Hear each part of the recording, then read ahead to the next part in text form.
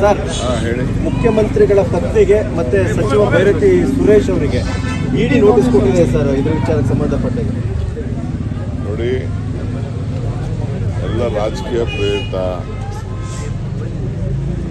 ನನ್ನ ಪ್ರಕಾರ ನನ್ನ ಕೇಸು ಇದೇ ರೀತಿ ನಡೀತು. Two institutions can't do at A same time. ಈಗಾಗಲೇ ಲೋಕಾಯುಕ್ತದಲ್ಲಿ ತನಿಖೆ ನಡೀತಾ ಇದೆ. ಲೋಕಾಯುಕ್ತ ತನಿಖೆ ನಡೀತಾ ಇರಬೇಕಾದ್ರೆ ಬೇರೆ ಸಂಸ್ಥೆಯವರು ಮಾಡಕ್ಕೆ ಬರುವುದಿಲ್ಲ ಅನ್ನೋದು ಅನೇಕ ಜಡ್ಜ್ಮೆಂಟ್ಸ್ ಕೂಡ ಇದೆ. ಸೊ ಅದೇನಂತ ನನಗೆ ಮಾಹಿತಿ ತಿಳ್ಕೊಂಡು ಮಿಕ್ಕಿದ ವಿಚಾರ ಮಾತಾಡ್ತೀನಿ. ಯಾಕಂದ್ರೆ ಸಿಬಿಐ ಕೊಡಬೇಕು ಅನ್ನುವಂಥ ವಿಚಾರದಲ್ಲೂ I am telling you, any two institutions can't do it on a same issue. There are various judgement. ಈ ನನ್ನ ಕೇಸಲ್ಲೂ ಸಿಬಿಐಯು ಅದೇ ಮಾಡ್ತಾ ಇತ್ತು, ಇಡಿನೂ ಅದೇ ಮಾಡ್ತಾ ಇತ್ತು. ಎರಡು ಆ ರೀತಿ ಮಾಡಕ್ಕೆ ಬರೋದಿಲ್ಲ ಅಂತ ಕೆಲವು ಜಡ್ಜ್ಮೆಂಟ್ಸ್ ಇದೆ. ಆ ಜಡ್ಜ್ಮೆಂಟ್ಸ್ನ ನಾನು ನನ್ನ ಕೇಸಲ್ಲಿ ಈಗಾಗಲೇ ನಾನು ಫೈಲ್ ಮಾಡಿದ್ದೀನಿ.